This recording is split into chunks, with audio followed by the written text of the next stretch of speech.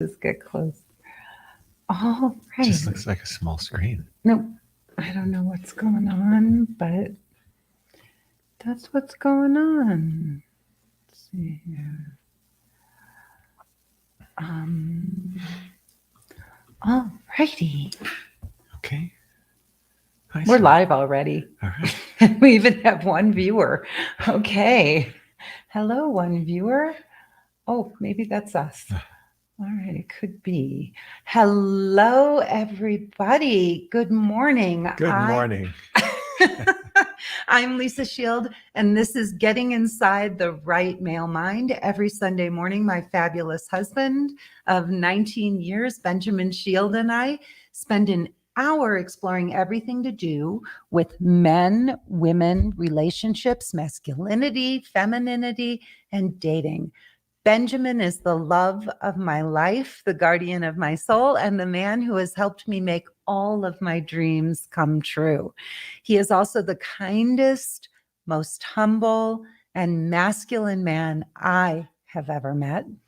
That's why I decided to create these talks. I wanted to share him with all of you so you can experience how a real man, a true man with a heart of gold, thinks and feels about love and life. I am so excited for today's topic, honey, and I feel that this is one of the most important talks we've ever done. In fact, it's so important that I think we're going to break it into 2 or even 3 parts. Today, we're going to take a deep dive into some of the biggest myths and lies we are being fed when it comes to dating.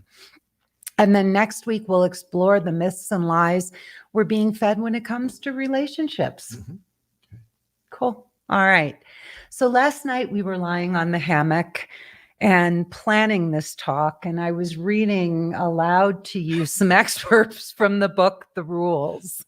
And we realized the book was written, in like 1917? 1817. Right.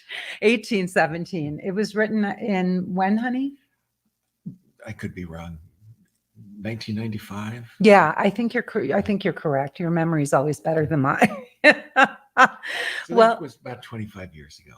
yes, but the problem with this book is that it really sowed. Yeah, 25 years ago.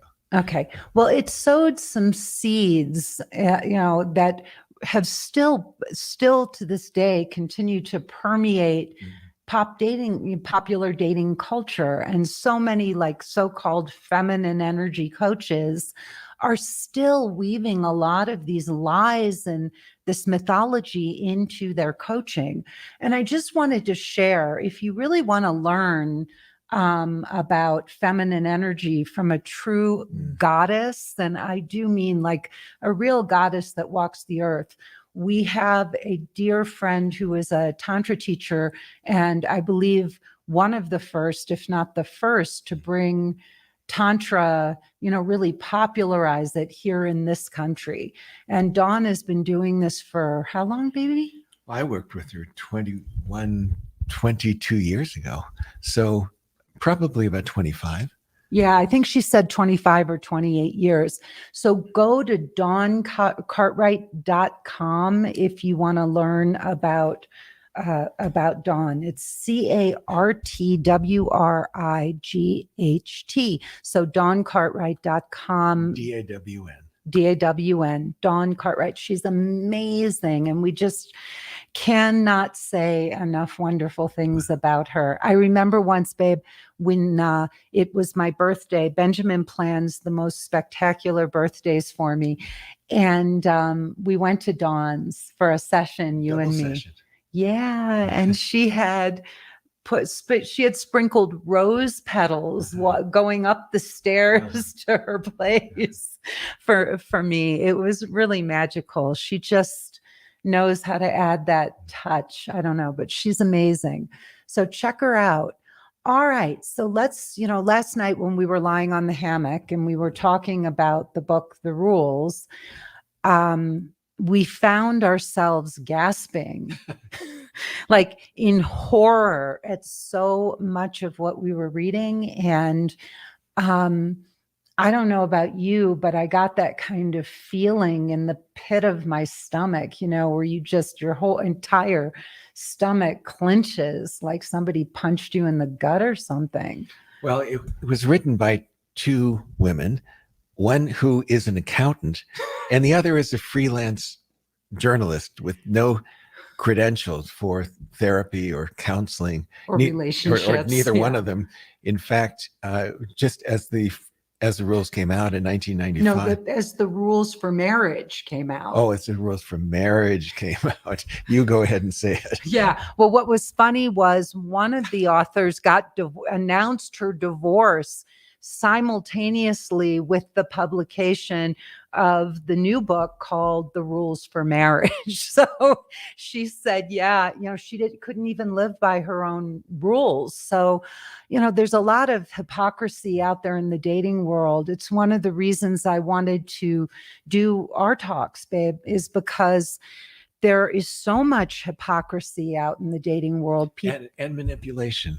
Well, just people, teachers who don't walk their own talk, people who write books about how to call in the one or call in your soulmate, but then wind up getting divorced themselves. And we can make all kinds of excuses for that. Look, we can say we're all human. I wouldn't sit here. I wouldn't be teaching this or thinking that I could coach people in this field if I wasn't living this. I know that until our dying day, one of we will be together. There is not even a grain, a shred, a moment of doubt in our minds that this is it. This is we're in it for the long run. Right. So anyway, we were horrified as we were reading this book, and we knew it wasn't great, but it was really horrifying to read it. So again, I'm just gonna jump off into this and then ask you some questions, baby. But the greatest problem is that a lot of this stuff is still being talked about. It's still stuff that many, many dating coaches are saying. So let's get into this. One of the rules is don't talk to a man first. So what the authors say is we manage to rationalize this behavior by telling ourselves he's shy or I'm just being friendly.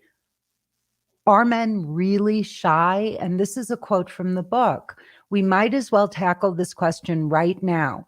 Perhaps a therapist would say so, but we believe that most men are not shy, just not really, really interested if they don't approach you. It's hard to accept that, we know. It's also hard waiting for the right one, the one who talks to you first, calls, and basically does most of the work in the beginning of the relationship because he must have you. Well, most men are not only shy, but they're afraid of getting rejected, and that's a big thing. You walk up to a woman and you make an approach and they could be shut down, and it's painful. It's really awful. And so some men just don't do it. And they wait for cues for women. Like if a woman is looking at them, or a woman, comes up and says, a small comment. But a lot of men just would cherish the fact that a woman would approach them, because it takes off the table the rejection. And men are flattered when women like them. When it appears that a woman is approaching them and because they like them and want to get to know them. That is wonderful for a man. Yeah. And just because you approach a man or you say, you break the ice in some way, right? By, hey, can you help me get that down off the shelf at the supermarket? Or, gosh, I've got too many. Can you help me put these bags in the car? I don't know. But that little moment that they create, that opening, right, is just so welcome. And the guys that wouldn't welcome an opening like that, like, tell me about those guys. Well, first, I'll tell you about the first guys, which, when you ask a man to reach for something on a higher shelf or carry some groceries, men want to be heroes. Complete strangers, in the best and kindest way, want to be heroes. And, they just would love doing things where they're deeply appreciated. And also, if a woman approaches a man, particularly with a compliment, my God, that sends them off to the moon. So, but the men that reject, helping a woman, or if a woman comes up, or reject a woman who breaks the ice, or, they're saying, don't talk to a man first. And they say, yeah, they say, here, can I read this? We read this last night. So this story made Benjamin and me cringe. This is a quote from the book. Our dentist friend Pam initiated a friendship with Robert when they met in dental school several years ago by asking him out to lunch. She spoke to him first. Although they later became lovers and even lived together, he never seemed really in love with her. And her insecurity about the relationship never went away. Why would it? She spoke to him first. He recently broke up with her over something trivial. The truth is, he never loved her. Had Pam followed the rules, she never would have spoken to Robert or initiated anything in the first place. Had she followed the rules, she might have met someone else who truly wanted her. She would not have wasted time. Rules girls don't waste time. Oh. Lisa and I were at a function, and Lisa was talking to a gentleman, and she said that that Lisa and I met online, 19 years ago. And then a man spoke up and said, "Yeah, I met my wife online, and she reached out to me." And what happened then? And there was another guy listening.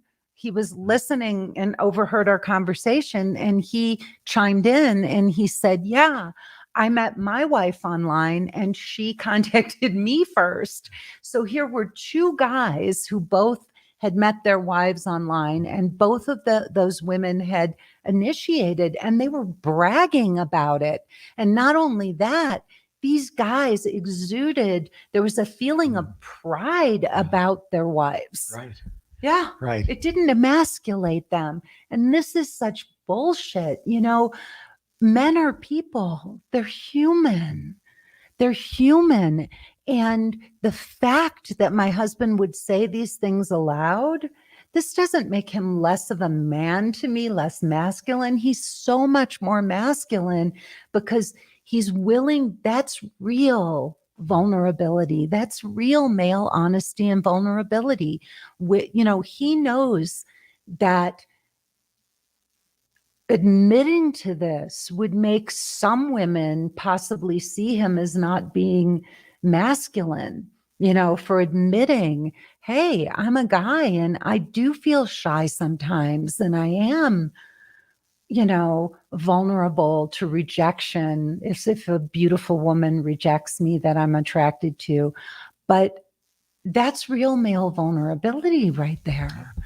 And I think it would make most women feel relieved because they could reach out if they see an attractive man, a great profile, having all their what we call the final fives, those must-haves, a lot of things on their wish list, and that they could reach out and make a contact and not just sit back and wait to be picked, and hopefully that this guy will find her out of that whole list of hundreds or thousands of people listed on Match or other sites. Yeah. And just sit there and in a chair and just wait to be picked and wait to be picked and wait to be picked. It sounds horrible. The other side of that is for a woman to look at a profile, at a photo, a profile, really feel that there's potential there, and reach out and say, hi, I saw your photo, I read your profile. It'd be lovely if we had a chance to speak. And do it by text, and graduate to phone calls, graduate to Zoom, and graduate to in-meeting date. Yeah. Yeah. Yeah. As you're talking, something that I'm realizing is that how superficial, I'm going to digress off the subject that we're talking about for a moment, but how superficial I know, or naive, my view of men was, right? Like growing up, all I had were all of these myths about who men are. They're, they act a certain way, they're macho, they're in control, they're assertive, you know, and these were all labels. They were all just cliches about men. They had nothing to do with the real hearts and souls and minds and dreams and fears that real men have, and that there's just our understanding of who a man is, for women, it's just so superficial. Knowing you, being in this relationship with you, exploring, being able to, feel so comfortable, right? We feel so comfortable and we can explore our masculinity and our femininity in such a real, honest, true way that's so outside of all the conventions, babe. Mhm. We're so fortunate. Yeah. Yeah. Yeah. And I think the rules to follow are the rules of the human heart. And the rules that are on the cover of Cosmopolitan, or in books like The Rules, and Yeah. all those similar books, Men Love Bitches and things like that, it's very cerebral And superficial. Yeah, and just superficial. It's people sitting down at a word processor and thinking that they can sell a magazine article or a book, and it sells a lot. I mean, the rules, what we're talking about in particular, this book sold Millions. millions. Worldwide. Yeah. And the damage that it has done, Yeah. the terrible, terrible damage, in promising that this will, get a ring on a woman's hand. I think probably it has harmed more potential relationships than I could imagine. Yeah. Yep. I agree. And one of the big issues is that they show you how to get a relationship, or to get, to kind of capture a man's attention. And some of this stuff really does work. But the problem is that they also don't show you how to keep it. Right. And then they wrote a follow-up book of more games to try to then play more games to keep a partner's attention. But the kind of love that people are longing for, like you said, it's rules of the heart. Mm-hmm. And I think the rules are really for both men and women is, what behavior can we do to be that's attractive? Mm-hmm. That so many of these rules are about ultimately trapping a man. And well, they're strategic. They're strategic, and they're not about attracting. Mm-hmm. They're manipulative. They're about trapping. And if a man realizes that after he's in a relationship, there's resentment. Mm-hmm. Yeah. Something to really think about is, if all you're doing is focusing on getting a certain result, you're missing the whole point of this, because I'm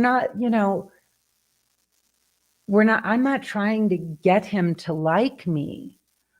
I'm opening up my heart, and sharing myself with this man.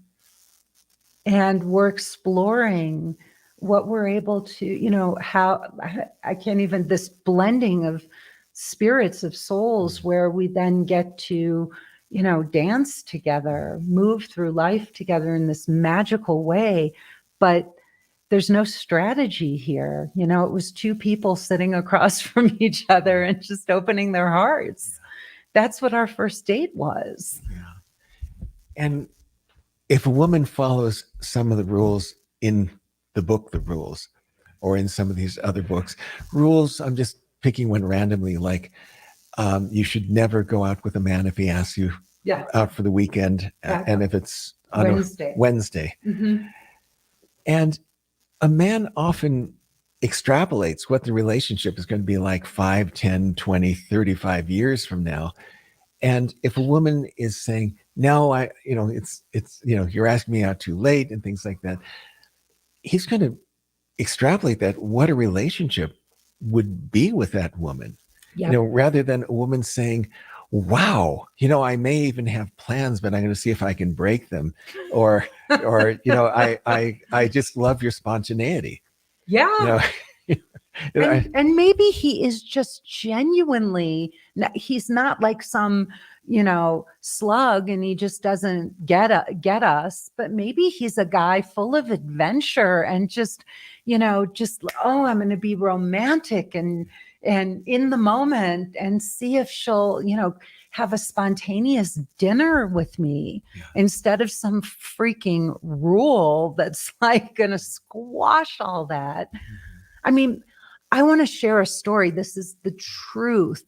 My grandmother was so enamored of my grandfather when they were in like high school or whatever. And she just was dreaming, she had a crush on him and he was really handsome. He looked like Gregory Peck. And finally, one day, my grandfather called her to ask her out on a date. And it was on a Wednesday. And she said she was busy, even though she wasn't. And she put down the phone and cried and cried and cried. Isn't that horrible? Thinking that he, had to chase her or that it wasn't socially acceptable, because it wasn't back then. And she cried and cried and agonized over whether she'd hear from him again. And, yes, he called and whatever, but, the weirdest thing is, and I don't think we're as in tune to this as we really should be, but a single choice can determine an outcome. And you don't know when you do something like that. He may never have called her again. Right. And particularly with the internet and the dating sites, what was perhaps possible 25 years ago, if a woman doesn't show interest and excitement, then the guy just has another, 9,999, possibilities, that day. And he's not going to waste his time with a woman who doesn't seem that interested in him. Well, especially when he's got an internet full of other women to just go on to the next one and the next one. And maybe one of those will spark. And I will bust another myth here that I think is so important, not from the rules, but a rule is, this idea that if a man is really interested in me, he's going to chase me. And, after our first date, he should be calling me and texting me every morning and whatever. That's insane. Until you really get to know somebody, and the naivete of anybody to think because you had one good date that guy is, full of you and gonna pursue you and whatever. I mean, that is a freaking romantic fantasy. There's so many flashed shiny pennies out there in the dating world. And if you're going to capture a guy, it's going to take more than one date and an expectation that he's supposed to pursue you relentlessly after that. Yeah. And during that time that you're waiting to be pursued, other women will be contacting him. Yes. And he will be lighting up saying, wow, this woman is really interesting. The woman I had a date with, I haven't heard from her. You know, not even a thank you, not even that was a nice evening, and these other women are just excited about my profile, excited about going out, meeting me. When we go out, they are effusive with their appreciation and compliments. Yep. Yeah. I think it's just crazy and it's naive. You really need to rethink this. Like we give our power away when we do that. Here's the truth about all of this. You have to learn how to capture and keep a man's attention, and you need to know how to get in your own heart and open up a man's heart, because that's what's going to keep that man coming back. And you're going to you do have to do some work at your end and do a lot of things right, but not these stupid games and strategies. You want a guy like this, you have to do your work. You've got to do your work on yourself so that you can be a true partner to a man like this. Benjamin wouldn't, and I'm not, for want of a better phrase, tooting my own horn here. I mean, I'm not dumb. I wanted I wanted to capture the heart and the mind and the soul of the highest caliber, highest quality man I could find. And I had to become a woman who was worthy of a partner like this. This didn't just happen. This isn't a Disney fairy tale. There was a lot of work involved that each of us did, right, babe? Oh, yeah. Yeah. And relationships, a lot of therapists will say relationships are to work out all the kinks of our history and our personalities, and and it's just this grist for the mill where two people are just working out their problems. Well, to have a happy relationship, they work out a lot of their problems before they meet. Mm-hmm. And when problems come up, it's handled so much more eloquently than lovingly than if they hadn't worked out these problems beforehand. So these issues. So you and I did both of our work when we met. I remember, and some of you have heard this before, that I asked Lisa what she was looking for, and she said, and I'm paraphrasing, I've done a lot of work on myself and a lot of work, and now I'm really looking to meet a man and just have fun. And I secretly put my hands together and said, thank you, God, because that's what a guy wants. He doesn't want to be processing. No. Yeah. No. And you really need to hear that. I think women really need to get this. Men do not want to be processing. Quality men, they don't want to go to therapy, not because they won't or they can't. I mean, Benjamin, if I wanted him to go to therapy with me, would go in a nanosecond if he knew I really needed that or wanted him to. But the truth is, men don't really process. It's not in their nature. And if you ask a real man a question, he's going to give you his one truth. He's not going to sit there and go, well, it could be this, or it could, or maybe that, or I don't know, but what about this? It is in the nature of a man to have sorted out what his values and principles are and where he stands on things.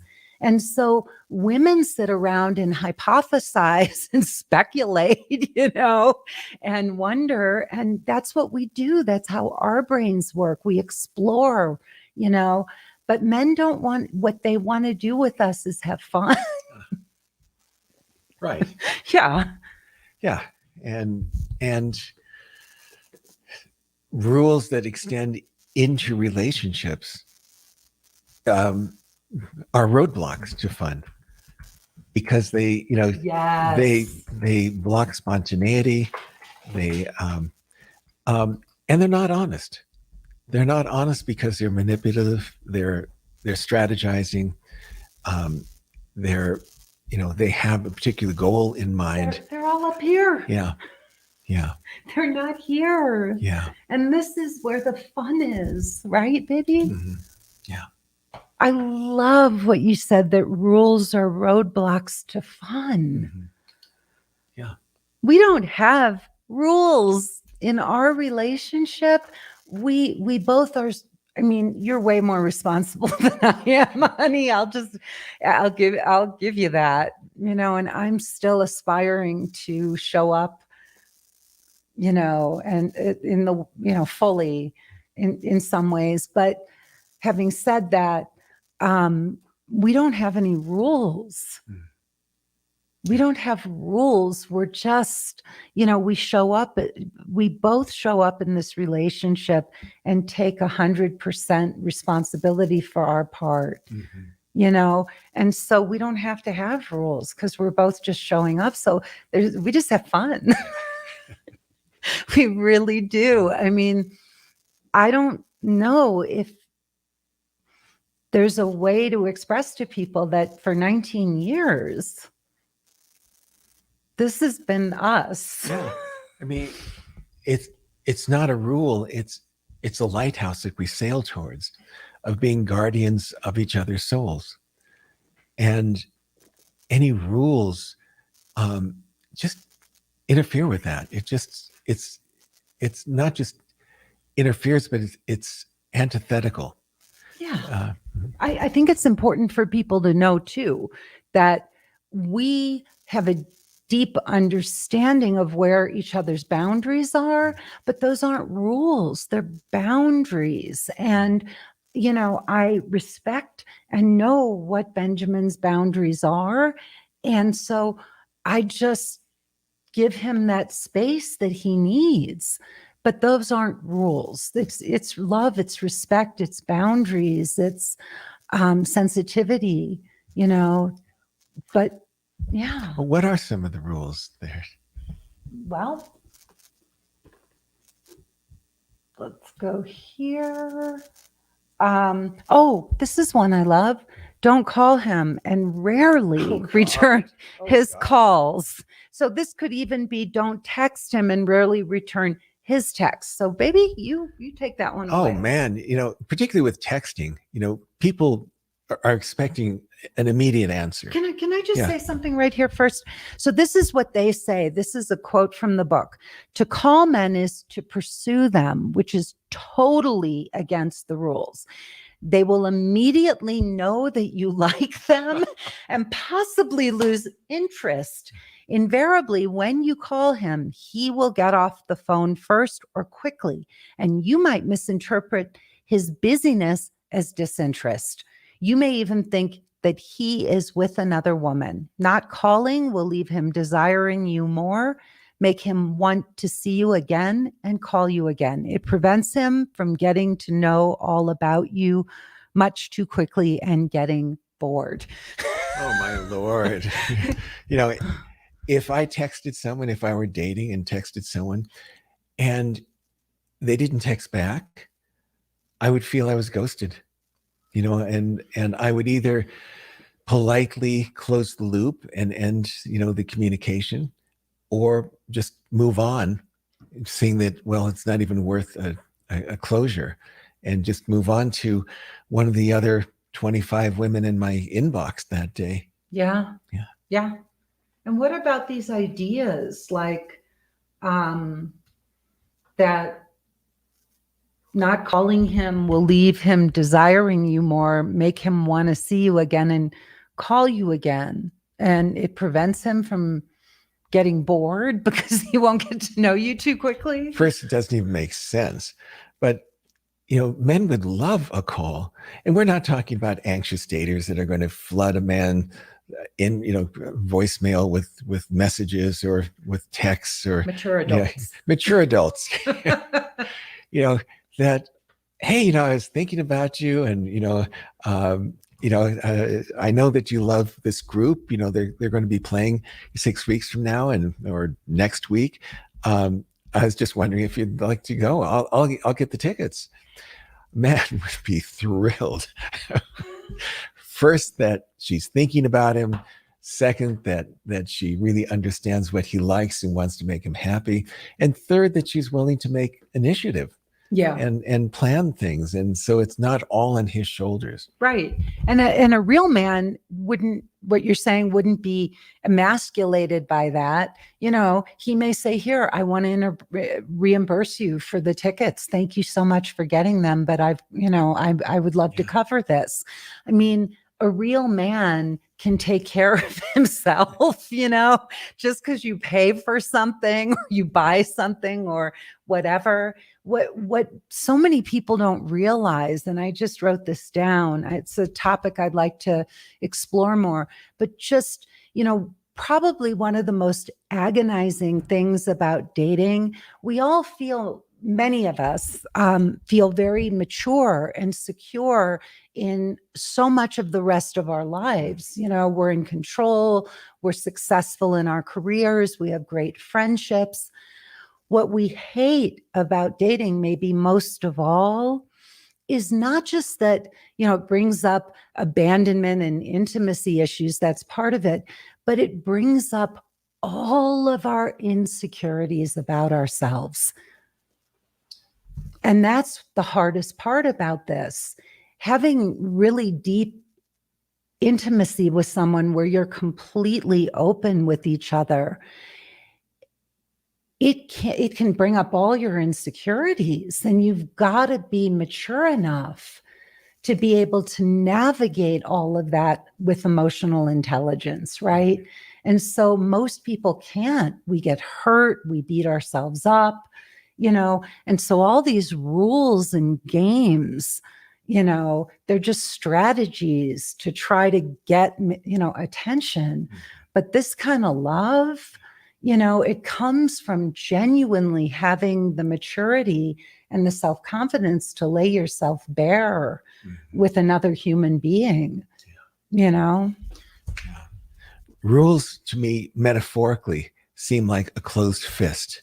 Mm-hmm. And living life from your core values, your spontaneity, your sense of humor, all that you are seems to be an open hand. Mm-hmm. And so a closed fist not only prevents things from coming out, but it prevents us from letting things in. So as an open hand, we can be more fluent with our emotions, our spontaneity, our emotional nakedness, and also allow that to come in.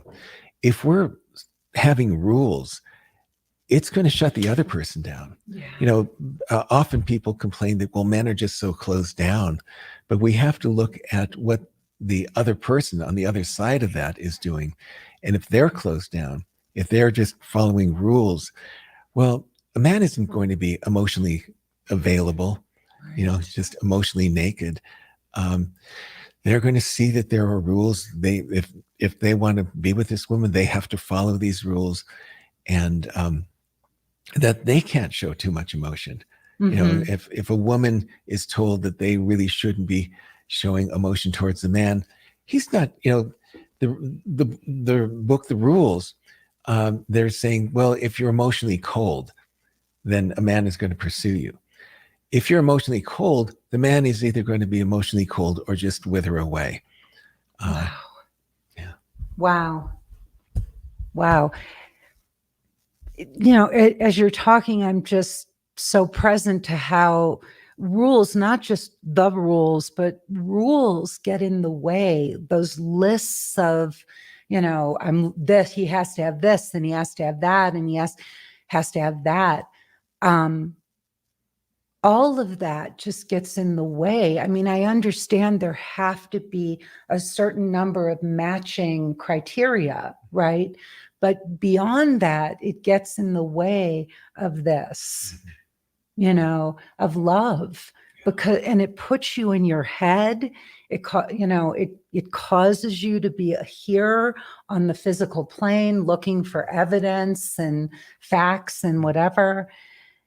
And it completely takes you out of your heart. And it literally circumvents, having rules circumvents the ability for two people to sit across from each other and really fall in love. Yeah.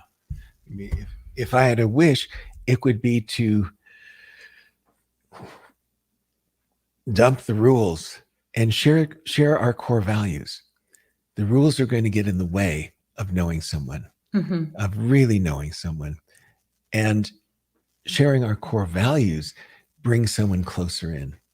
Not only do they get to know us, but we open the door for them to share their core values. And that's how we really know each other. We don't know each other by a man calling and then not returning their call, or being unavailable for a date. And the man knows that, suddenly he realizes he may have screwed up. Oh my gosh, it's Wednesday. Someone just gave me these tickets to the Knicks game. I really would love to go. And she turns it down. And he just feels he screwed up. And if a man feels he screwed up, he feels shame. And shame is the worst thing a man could feel. And so when a woman doesn't return calls, when she does these things that make him feel less than, he feels shamed. And no man wants to be in a relationship where he's feeling shamed and where he may be eventually saying, I'm sorry, more than saying, I love you. Wow.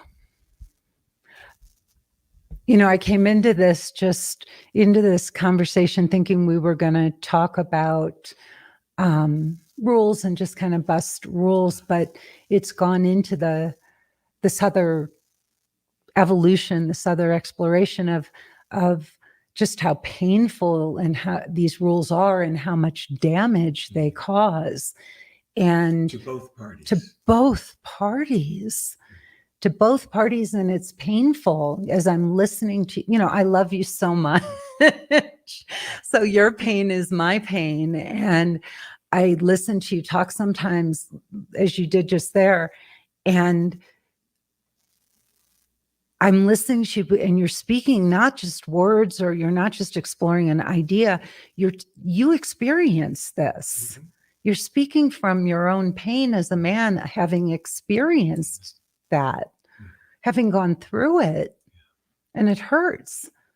It really hurts. And to think that people would play games, and it's so I talk to so many women, and they'll say to me, well, I don't play games. I don't play games. I don't like games.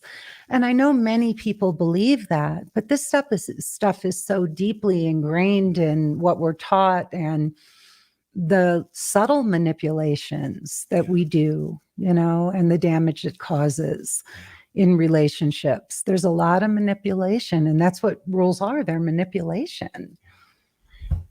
And if a man on a Wednesday asks a woman out for a Saturday, and she says, I'm busy, without explanation, just saying, because if she were really busy, she'd be saying, I've got this family event I can't get out of. I'd love to, I would have loved to have gone. But if someone just says, I'm busy, that's a shutdown. And the difference between how a man feels with a shutdown or a woman saying, you got tickets to the Knicks? Oh my God, you're my hero. I would love to go. Or, man, I would love to go, but I have this commitment and I'm so sorry, but you are fantastic to have thought of me. And please, let's take a rain check on this. And I'm always stunned when I hear examples like that, because it always strikes me that one direction will kill a potential relationship, has the potential to kill it, right? And this other response is an invitation and the possibility of love with someone. I mean, yeah. And when the rules infiltrate a relationship, and let's say people are living together and they've invested a house together, whatever it might be, that a man may not leave, but he may just become distant dissociated, separate, and and stonewalling and all those things that create coldness and distance in a relationship. Yeah. I want to talk about, Benjamin and I, something that just occurred to me, I think that I really want to emphasize is we are two different people. And Benjamin has, his one of his core values is organization, which is not one of my matching core values. He is the most organized person I know, and I'm not organized, but we coexist in this space together. We make a choice that we both are different and we honor that. Benjamin doesn't ever get upset with me for I'm sure it disturbs him sometimes just because organization is equivalent to a peaceful, clean environment, and it brings his mind peace. But he never says a word to me about, my office being disorganized or whatever. He gives me the complete freedom. I do try in our common space to keep that clean as much as I can. I do. I stop frequently in the kitchen and in any common areas, but you also respect my space and my ability to be disorganized. People are seeing the nice organized part of my office right now. They're not looking in this direction at my desk. But I say that, just because it's off topic, but I'm sharing that because I think it's important as people listen to our conversation that they understand that we create space for each other to, so that we can have peace in our relationship. And these are choices that we make. And there are things that could really bother that could bother us, but we create room for it. So I think people need to know that while there's stuff that's different that we have to make room for, we choose to make room for those things where they could be contentious in other relationships for other people, So back to rules. One of the things that came up as you were talking is that one of the saddest things about rules in relationships is that, I think women probably tend to make up more rules. Is that true, honey? Yes. Can you speak to that? I think that's really important. Well, men don't have a lot of rules. Men will reach out for a woman and see what the response is. And just bluntly, if there's no response, they move on. And a man wants to have fun. He wants to be relational. He wants to have a partner.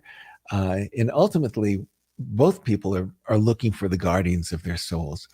And so if he reaches out and a woman responds with some humor, as you did with mine, and, it's playful and it's engaging. It is engaging, and it portends what a relationship will be like, a year, 20 years from now. And it has, and ours is 19. But you guys don't have rules. We don't have rules. I can't think of any rules. I think one rule may be because of the internet. If we reach out to a woman and she doesn't reach back, within a few days, she's not interested, and and to move on because it's just going to be a waste of time. Wow.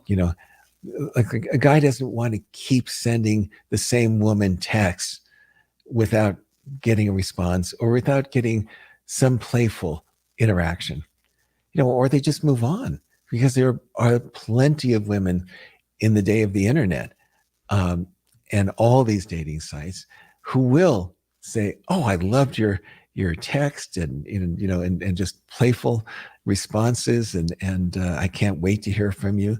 And, and people also in this day of the internet expect immediate responses or Mhm. very quick. And if they don't get an immediate response, something is wrong. And they feel, oh, she's not interested. She's dating other people. I'm not handsome enough. All Mhm. those things. She didn't like my photo. She didn't like the job that I listed Right. on my profile. But the basic rule is if she doesn't respond, she's not interested, move on. And that's it. And it's not, okay, she responded in 3 days. So now I have to wait 3 days to respond to her. And no, okay. It's not like rules upon rules upon rules, right? Okay. And the other thing that came up is as you were talking is, it feels very sad to me that in some ways we're, men in particular, I think women don't give men enough credit for how simple they are. And so we create stories that men have rules that they don't, right? Um, but for men, I think they are so they're confounded by us because they feel like they know that there's something they're supposed to be doing, to make us happy, but they can't even figure it out because there's so many rules. And they feel like they're just jumping through one hoop after another hoop after another hoop. And along with men being fairly simple creatures, and coexisting with that is a lot of complexity. But men are extremely sensitive, sensitive creatures. And a lot of the behavior, even bad behavior, is to cover up the sensitivity. So when a man reaches out and either gets a curt response or no response, or it's going to be 3 or 4 or 5 days, he's hurt. And men don't really talk about being hurt, or being overly sensitive. They'll joke about it, or they'll turn it on, women in general, saying, oh, but it's because of their sensitivity.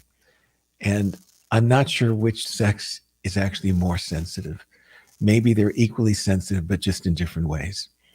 But men are highly, highly sensitive, and women in the dating world need to treat men as sensitive creatures. Oh my God. I so wish I had known this when I was dating, because all I wanted, if I'm really, was just to connect with the heart of a man. And all I was given were superficialities, games, rules, cliches for how to do that. Nobody taught me how to get emotionally naked. Nobody taught me about guardians of our souls. No one taught me about compassion.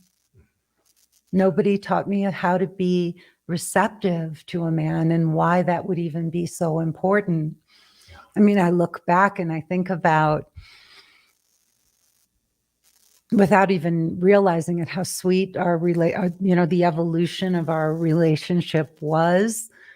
We're two very sweet souls, and we're sweet with each other, and how loving and beautiful the evolution of our relationship was, and how there were no games. It was really truly founded on emotional nakedness from the start, and I think about how receptive I was to, you made gestures, and genuinely, I still am. I mean, I can say this safely now, looking back from where I am. I was so excited about everything you did for me, and as I'm listening to you, I can see where, how good that made you feel and makes you feel, right? I mean, you feel so good all the time we go out, and I'm so excited, but I genuinely am. Like when you arranged the sushi dinner the other night, oh my God, that was such a wonderful night.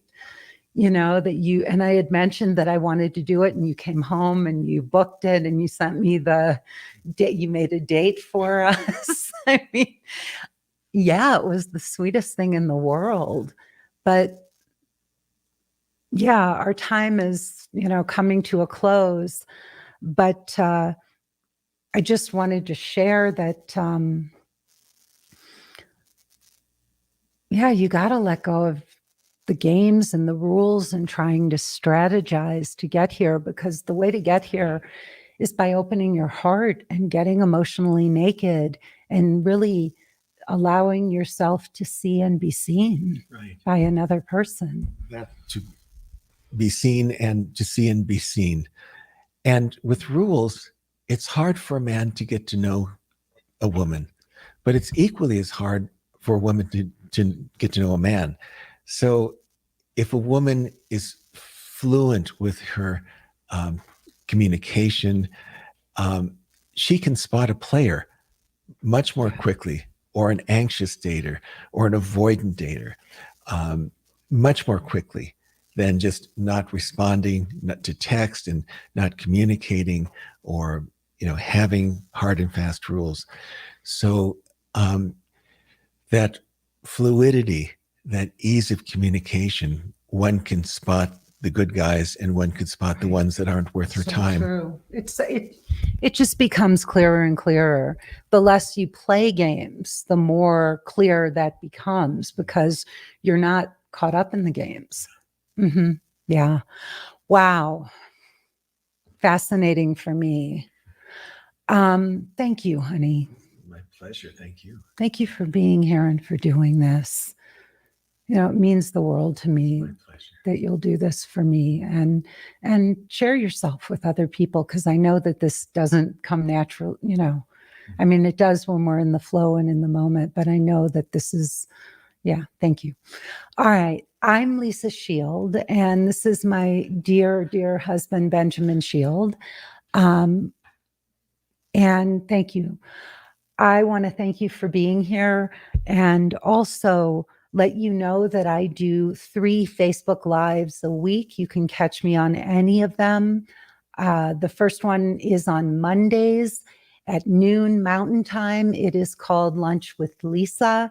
The second one is on Tuesdays from 5 to 6 p.m. Mountain Time, and that is Live with Lisa. And then there is this Getting Inside the Right Male Mind with Lisa Benjamin and Lisa Shield. And this one is at 10 a.m. Mountain Time on Sunday. Please give us a thumbs up, a heart. Let us know that you enjoyed this. It means the world to us to know that we're striking a chord. If you have any suggestions of topics that you would like us to cover, just send an email to me, lisa@lisashield.com, and give us your suggestions. We would love to pick one of your topics and spend an hour exploring it. And the last thing is, I also have a podcast, and that podcast is called Dating Without Drama, and you can find it wherever you get your podcasts. So please support us, tell your friends, come back, and have a beautiful, magical Sunday. Bye-bye.